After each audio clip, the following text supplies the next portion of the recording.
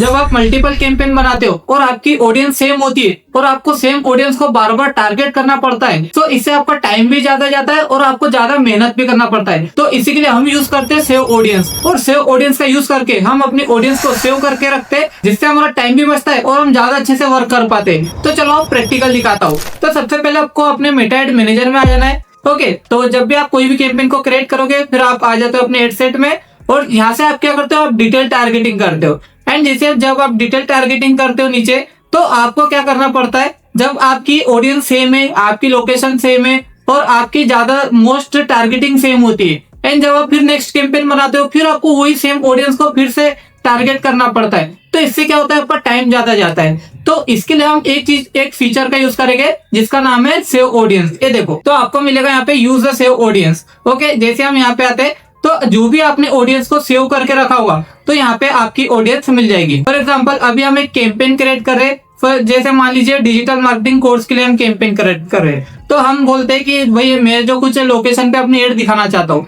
तो मैं चाहता हूँ मेरी एड मध्य प्रदेश में भी दिखे, गुजरात में भी दिखे। ओके, तो मैं यहाँ पे मध्य प्रदेश को सिलेक्ट कर लेता हूँ। ओके, एंड मैं चाहता हूँ यहाँ पे मेरी एड बिहार में भी दिखे, एंड मैं चाहता हूं कि मेरी एड महाराष्ट्र में भी दिखे।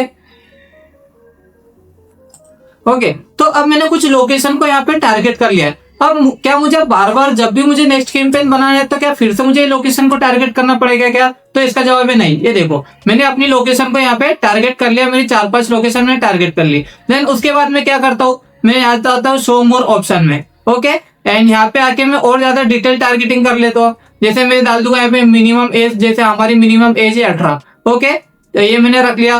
फिर उसके बाद मैं नीचे आया, तो यहाँ पे मैं आ जाऊंगा स्विच टू ओरिजिनल ऑडियंस पे, एंड यहाँ पे मैं चले जाऊंगा यूज ओरिजिनल ऑडियंस पे, ताकि मैं अपनी ऑडियंस को टारगेट कर पाऊँ। ओके, एंड जैसे मैं नीचे आता, तो एज में डाल दूंगा यहाँ पे 18 से। तो मेरी जो टारगेट ऑडियंस है, मैं चाहता हूँ मेरी जो टारगेट ऑडियंस है वो है 18 से लेके 35 वर्ष। ओके, एंड फिर यहाँ पे आ जाते हैं मैं जेंडर में, तो जेंडर को मैं ओनली मेल को जेंडर को मैं टारगेट करने वाला हूँ। तो यहाँ पे मैंने मेन को सिलेक्ट कर लिया, एंड अब डिटेल टारगेटिंग में आ जाते हैं। तो अब मेरा है मेटा एड को कोर्स का एड। तो मैं क्या करूंगा, मैं जो डिजिटल मार्केटिंग में इंटरेस्ट रखते हैं, मैं उनको टारगेट कर लूंगा। ओके, डिजिटल मार्केटिंग, ये मैंने डिजिटल मार्केटिंग को किया। और यहाँ पे देखो ए रिलेवेंस में भी आ गए। अब मैंने सोशल मीडिया मार्केटिंग वालों को टारगेट कर लिया, एडवर्टाइजमेंट को टारगेट कर लिया। ठीक है, मैं चाहता हूँ यहाँ पे इंगेज शॉपर वाले को भी मैं टारगेट कर लूँ, इंगेज शॉपर। ठीक है, तो ये यहाँ पे आ जाता है इंगेज शॉपर। चलो, ये आगे इंगेज शॉपर, मैंने इंगेज शॉपर वालों को टारगेट कर लिया। एंड मैं चाहता हूँ यहाँ पे सोशल मीडिया, ये ऑनलाइन मीडिया को मैंने टारगेट कर लिया। ठीक है, तो अब मैंने क्या कर लिया, अब मैंने पूरी अपनी टारगेटेड ऑडियंस बना ली कि अब जब भी मैं एक कैंपेन ऐड करूंगा, तो मेरी इन 4 स्टेट में मेरी एड दिखेगी। ओके, 18 से 35 वालों को मेरी एड दिखेगी, एंड मेरी एड ओनली मेन को दिखेगी, और ये टारगेट ऑडियंस को मेरी एड दिखेगी। अब क्या होता है, जब ये मैं कैंपेन को क्रिएट करके जब क्रिएट कर लूंगा, अब फिर जब मैं नेक्स्ट टाइम कोई नया कैंपेन क्रिएट करूंगा, तो मुझे फिर से मैन्युअली वापसी डिटेल टारगेटिंग करनी पड़ेगी, वापसी एज जेंडर सब सिलेक्ट करना पड़ेगा। तो इसी को ना करते हुए मैं क्या करूंगा, मैं अपनी ऑडियंस को सेव कर लूंगा। सेव कैसे करूंगा, देखो यहाँ पे मुझे एक ऑप्शन मिलेगा सेव ऑडियंस का। अब मैंने क्या किया, इस ऑडियंस को मैंने अपनी सेव कर लिया। ठीक है, तो यहाँ पे बोलता है कि भाई जो आप अपनी ऑडियंस को सेव कर रहे हैं, उसका नाम दे दो कि कौन सी ऑडियंस है। तो मैं यहाँ पे लिख देता हूँ, ये मेरी मेटा एड कोर्स की 4 स्टेट वाली ऑडियंस है।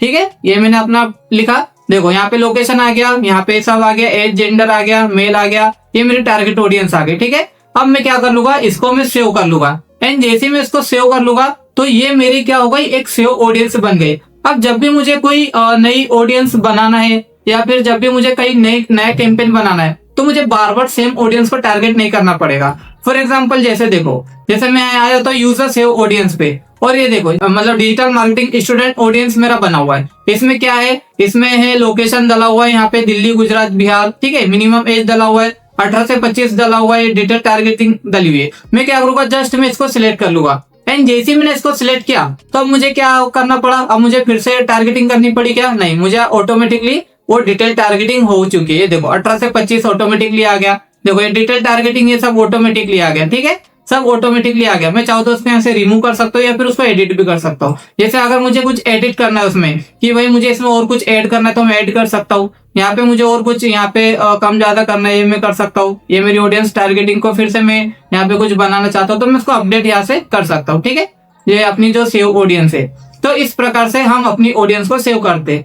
अब फॉर एग्जांपल ये समझो, तो अब मैं क्या करूँ, यहाँ पे आके एक नई ऑडियंस को क्रिएट कर लूंगा। ठीक है, जैसे मैं लीड कैंपेन यहाँ पे लगा दूंगा, तो मैं यहाँ पे क्या करूंगा, लीड कैंपेन जब मैं सेटअप करूंगा, कोई नया कैंपेन सेटअप करूंगा, अब मुझे उसी ऑडियंस को टारगेट करना है जो मेरी ऑलरेडी ऑडियंस है। तो अब मैं क्या करूंगा, यहाँ पे एडसेट में आके क्या मैं फिर से ऑडियंस वाले सेक्शन में आके फिर से लोकेशन डालूंगा क्या, या फिर से यहाँ पे एज, जेंडर, फिर वापसी डिटेल टारगेटिंग करूंगा क्या? नहीं, मेरे पास इतना टाइम नहीं। मैं क्या करूंगा, सीधा जाऊंगा यहाँ पे अपनी ऑडियंस पे, यूजर से ऑडियंस करूंगा और यहाँ से अपनी डिजिटल मार्केटिंग वाली ऑडियंस को चुन लूंगा। देखो यहाँ पे ऑटोमेटिकली सब आ जाएगा। देखो मेरी लोकेशन यहाँ पे आ गई, दिल्ली, गुजरात, बिहार, मध्य प्रदेश, उत्तर प्रदेश। मेरा एज ऑटोमेटिकली आ गया 18 से 25 एंड डिटेल टारगेटिंग ऑटोमेटिकली सारी डिटेल टारगेटिंग आ गई। तो इस प्रकार से मैं अपना समय भी बचा सकता हूँ एंड और मेरी जो डिटेल टारगेटिंग है ऐसी मैं अलग अलग बना के रख सकता हूँ। फॉर एग्जांपल मेरी स्टूडेंट की अलग डिटेल टारगेटिंग होगी, या फिर मेरी लोकेशन बेस्ड अलग टारगेटिंग होगी, या फिर मेरी एज, जेंडर टाइप में कुछ अलग टारगेटिंग होगी। तो मैं ऐसी 4-5 करके अलग अलग टारगेटिंग बना सकता हूँ एंड जब मुझे जो यूज करना है मैं डायरेक्ट उसको यूज करके यहाँ पे अप्लाई कर दूंगा। एंड इसका दूसरा तरीका देखो, दूसरा तरीका क्या है, मैं इस कैंपेन के बाहर निकलता हूँ, पब्लिश पे क्लोज किया। अब यहाँ पे आपको दिखता होगा ऑडियंस वाला सेक्शन। ठीक है, तो हम आ जाते हैं ऑडियंस वाले सेक्शन पे एंड जैसे मैं ऑडियंस वाले सेक्शन पे आया, यहाँ पे आपको 3 प्रकार की ऑडियंस दिखती है। जैसे क्रिएट ऑडियंस पे मैं गया, यहाँ पे custom audience, look like audience और सेव ऑडियंस। तो मैं क्या कर सकता हूँ, यहाँ से डायरेक्ट कस्टमाइज सेव ऑडियंस बना सकता हूँ। कैसे? देखो ये सेव ऑडियंस पे गया, मुझे किसके लिए ऑडियंस बनाना है, मेटा एड सर्विसेज। ठीक है, मैं चाहता हूँ जो मेरी एड है वो सिर्फ कहाँ पर दिखे, तो मैं अपनी लोकेशन भी सिलेक्ट कर लूंगा। मैं चाहता हूँ मेरी एड सिर्फ गुजरात में दिखे। ठीक है, तो मैंने यहाँ पे गुजरात रख लिया एंड मैं चाहता हूँ मध्य प्रदेश में भी दिखे मेरी एड।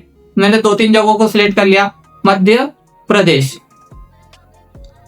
ठीक है, तो मैंने 2 लोकेशन यहाँ पे डाला हुआ है। ओके, तो 2 लोकेशन पे मेरी एड यहाँ पे दिखनी चाहिए। एंड दूसरा जो मेरी मिनिमम एज होना चाहिए वो होना चाहिए 21 से लेके, क्योंकि मुझे सर्विस देना है तो मुझे बिजनेस ओनर को टारगेट करना है। फिर यहाँ पे मैं आ जाता हूँ, ये डाल देता हूँ मैं कि मेरी जो एज होगा वो होगा 21 से लेके 55 तक। ठीक है, एंड यहाँ पे जेंडर में मैं डालूंगा मेन को। अब डिटेल टारगेटिंग में मैं रखूंगा बिजनेस ओनर को। मैं किसको रखूंगा? बिजनेस ओनर को, क्योंकि मुझे मेटा एड की सर्विस के लिए मैं एक एड रन कर रहा हूँ। तो यहाँ पे आ गया बिजनेस ओनर एंड यहाँ पे और मैं किन को ले लेता हूँ, तो देखो जो इंटीरियर डिजाइनर में इंटरेस्ट है उनको मैंने ले लिया। ठीक है, एंड जो और फर्नीचर में है इन लोगों को ले लिया, और जो इंग्लिश शॉपर भी है उनको भी मैंने ले लिया। ठीक है, तो इस प्रकार से मैंने अपनी एक कस्टम ऑडियंस बना ली, क्योंकि इन लोगों को टारगेट करके मैं इन लोगों को अपनी सर्विस देना चाहता हूँ। एंड बस यहाँ पे अब मैं क्या करूंगा, अब मैंने अपनी टारगेट ऑडियंस बना ली।